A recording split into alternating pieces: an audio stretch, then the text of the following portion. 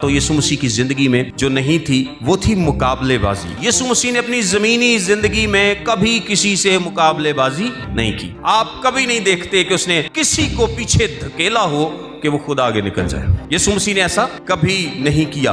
اس نے لوگوں کو روندتے ہوئے اپنی بادشاہی کو قائم نہیں کیا، بلکہ اس نے صلیب کا راستہ اختیار کیا ہے۔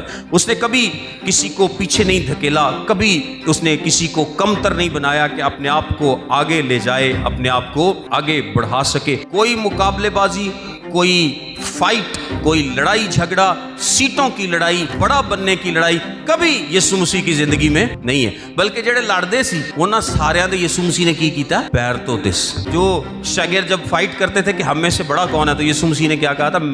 مجھ استاد نے تمہارے پاؤں دھوئے ہیں تو تم پر بھی دھونا کیا ہے؟ فرض ہے۔ مطلب کہ میں اتنا بڑا ہو کر خود کو چھوٹا بنا رہا ہوں، اور تم کیا اپوزیشن کے لیے، رتبے کے لیے لڑ رہے ہو کہ ہم میں سے بڑا کون ہے۔ سو آپ یسوع مسیح کی زندگی میں کوئی مقابلے بازی نہیں دیکھتے۔ اور میں ایک آپ کو بات بتاتے چلوں کہ آج چرچز میں ڈاکٹرائن پر آپ کو اتنی لڑائیاں نہیں ملیں گی جتنی رویے کی وجہ سے ہوتی ہیں کہ مجھے پوزیشن چاہیے، مجھے پاور چاہیے، مجھے آگے نکلنا ہے، مجھے کیا چاہیے؟ سیٹ چاہیے۔ یہ مقابلے بازی، یہ مسیح کا ایٹیچیوڈ نہیں ہے، یہ مسیح کا رویہ نہیں ہے۔ دیکھیں، خدا نے اگر آپ یہ ڈی جے والا بھائی ہے، اس کے اگر ہاتھ میں سسٹم ہے تو یہ کیا کر سکتا ہے؟ کسی کی آواز کو کم کر سکتا ہے اور کسی کی آواز کو زیادہ کر سکتا ہے۔ تو اگر آپ کے ہاتھ میں مکسر لگا ہوا ہے تو آپ کسی کی آواز کو بڑھا بھی سکتے ہیں اور کسی کی آواز کو دبا بھی سکتے ہیں۔ میں مقابلے بازی کی اسپرٹ کی بات کر رہا ہوں۔ یہ آپ کے پاس آپشن ہوتی ہے، اکثر لوگوں کے پاس یہ آپشن ہوتی ہے کہ آپ کسی کی آواز کو بڑھا سکتے ہیں یا اس کی آواز کو دبا سکتے ہیں۔ ہم اکثر دبانے والا بٹن جو ہے نا وہ استعمال کرتے ہیں۔ انہوں تو چپ کراؤ نا یار،